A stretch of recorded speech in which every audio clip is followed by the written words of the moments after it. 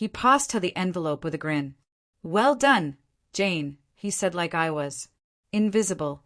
Her eyes widened, stunned. 3 weeks in and already climbing the ladder.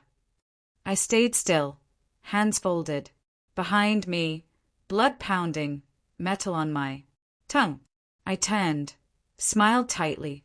"Congrats, Jane," I said, steady as stone, then placed my own envelope on his desk. He picked it up, squinting at my name. "What's this?"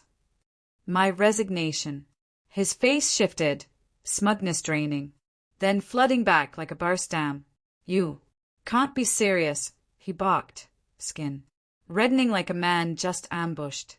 "No, the ambush belonged to me. 8 years. I gave him 8 years of devotion. 8 years of missed weekends, skipped anniversaries, holidays sacrificed on the altar of his ambition.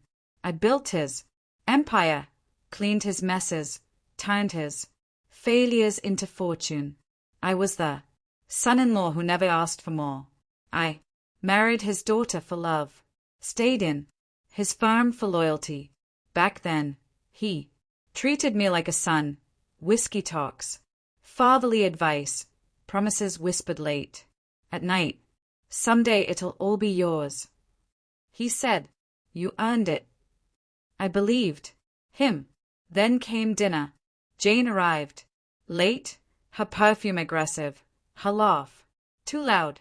She sat beside him, not me, and spent the evening ignoring me like a shadow. Days later, she shadowed XX. By next week, she had an office. No notice.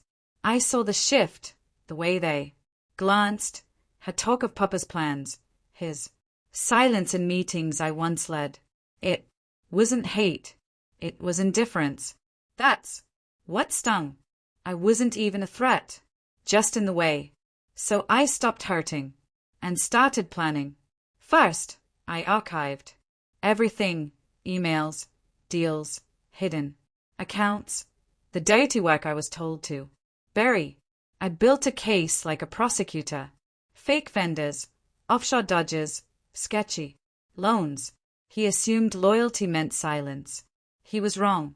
Loyal men bleed quietly until they strike. I met a lawyer in secret shop. Didn't blink. We drafted a resignation letter laced with legal triggers, traps dressed as thanks. I slipped them into my contract 6 months before I quit. Then I had lunch with 2 board members.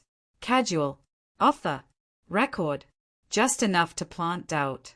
Stories of favoritism, eroding culture, poor decisions, no accusations, just seeds. I waited. When he handed her the promotion, I already had the press release ready. I smiled for the photos, let them celebrate, then gave him my letter. His face, the twitch, the pause, was worth every silent year. "I made you," he spat. "You're nothing without me." I leaned in. "You built a company. I built leverage." He didn't get it. Not yet. But he would. I triggered clauses.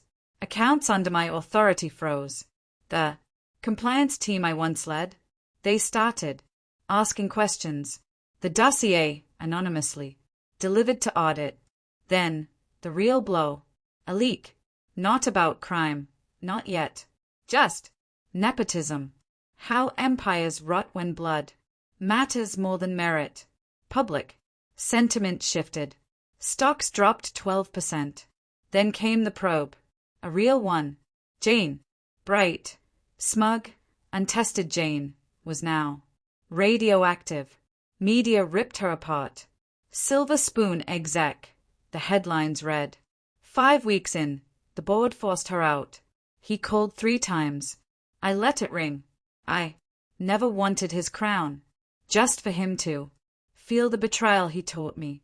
Power, he said, was control. But he lost it when he forgot who helped lay the bricks. You never cross the man who knows where the cracks are. He sold his shares quietly, The board forced early retirement. Jane fled to Chicago. She blocked me. I don't blame her. She was a pawn. I rewrote the game. My wife never asked why. She just listened. She knew he never saw me as more than a tool. When I told her I was done, she simply said, "It's about time." No tears when he cut her off. No panic when the money vanished. She chose me. That's loyalty I still believe in. Now I run my own firm. Leaner, smarter, built on merit.